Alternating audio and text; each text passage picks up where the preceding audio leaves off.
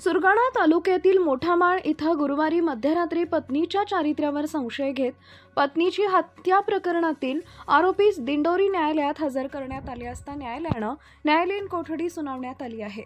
सुरगाणा पोलिसांनी दिलेल्या माहितीनुसार मयत झालेल्या मुलीची आई उर्मिला मनसू गावित वय वर्ष 44 राहणार मोठामाळ हिनं दिलेल्या फिर्यादीवरून सुरगाणा तालुक्यातील मोठामाळ इथं गुरुवारी रात्री 2:45च्या सुमारास चारित्र्याच्या संशयावरून संशयित सीताराम दामू राऊत वय वर्ष 30 यानं पत्नी कला राऊत वय वर्ष 26 हिचा राहत्या घरी लोखंडी फावडीनं मानेवर वार करत ठार केल्याची घटना घडली होती।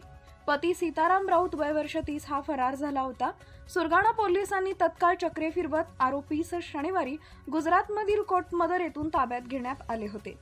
रविवारी आरोपीला दिंडोरी न्यायालयात हजर केले असता न्यायालयाने 2 दिवसीय पोलीस कोठडी सुनावण्यात आली आहे।